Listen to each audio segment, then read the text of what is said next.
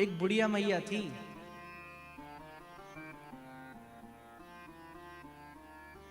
उसके पास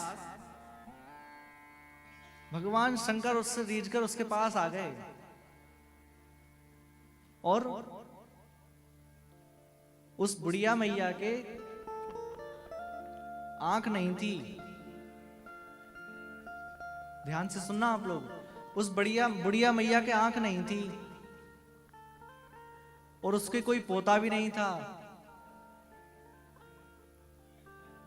और ना उसके घर में समृद्धि सुख समृद्धि थी। तो भगवान शंकर उसके सामने प्रकट हो गए और भगवान शंकर से कहने लगे। उस बुढ़िया ने कहा कि भगवान मुझे आपसे कुछ वरदान मांगना है। क्या कहा उससे? मुझे आपसे कुछ वरदान मांगना है। क्या वरदान मांगना है? तो उस बुढ़िया मैया ने कहा मुझे आपसे 3-4 वरदान मांगने हैं। मुझे आपसे 3-4 वरदान मांगने हैं। भगवान शंकर ने कहा मैं 3-4 तो नहीं दे सकता, एक दे दूंगा। एक वरदान मांग लो। तो उस बुढ़िया मैया ने क्या कहा कि ठीक है मैं एक ही मांग रही हूं। आप मुझे ये वरदान दे दो कि मैं अपनी आंखों से अपने पोते को सोने के बर्तनों में भोजन करते हुए देखूं।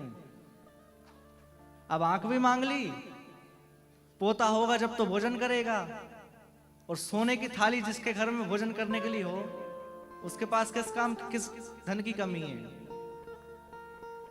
तो ऐसा नहीं मांगना है हमें। भक्तों से सीखे मांगना। श्री रैदास जी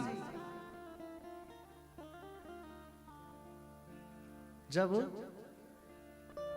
श्री रैदास जी अपनी सेवा में ठाकुर जी को रख लिए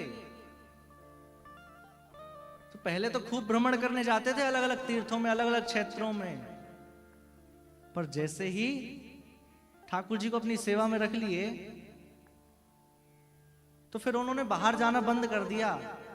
उन्होंने घूमना फिरना बंद कर दिया, तीर्थों में भी नहीं जाते। क्योंकि अब कहीं जाऊंगा तो ठाकुर जी के अनुकूल व्यवस्था हो पूरी। अरे उनको ऐसे हर जगह लेकर जाना भी ठीक नहीं है। तो उन्होंने एक युक्ति लगाई। घर के चारों कोनों में अलग अलग एक चिट बनाकर लगा ली, एक पर्ची बनाकर अलग अलग। एक जगह लिख दिया बद्रीनाथ, एक जगह लिख दिया रामेश्वरम, एक जगह लिख दिया श्रीधाम वृंदावन, एक जगह लिख दिया हरिद्वार। ऐसे अलग अलग बना ली पूरी। अब जैसे ही प्रहलाद जी, जैसे ही श्री रैदास जी का मन होता ना कि यहां तो बहुत सर्दी पड़ रही है, चलो हम चलते हैं रामेश्वर घूम के आएंगे, तो ठाकुर जी को उठाकर और जहां रामेश्वर लिखा है उसके नीचे ले जाकर रख देते और कहते कि प्रभु देखो हम रामेश्वर आ गए, रामेश्वरम आ गए। और आप आश्चर्य मानेंगे कि भर सर्दी में भी गांव में सब बादल छट जाते, सब कोहरा छट जाता और सुंदर धूप निकल आती। तो सब लोग समझ जाते कि आज निश्चित ही रैदास के ठाकुर, रैदास के भगवान रामेश्वर गए होंगे। और जब गांव में बहुत ज्यादा गर्मी पड़ती ना तो रैदास उनके ठाकुर जी को उठाकर बद्रीनाथ केदारनाथ में रख देते और ऊनी कपड़े पहना देते।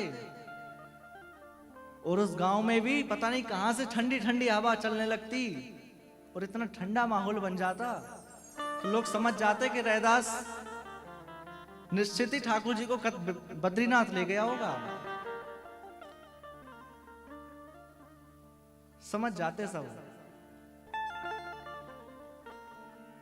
तो हम भक्ति करें तो किन जैसी, जिनके चरित्र हम भागवत में सुनते हैं, जिनके चरित्र हम भक्तमाल में सुनते हैं, उन भक्तों जैसी भक्ति करें।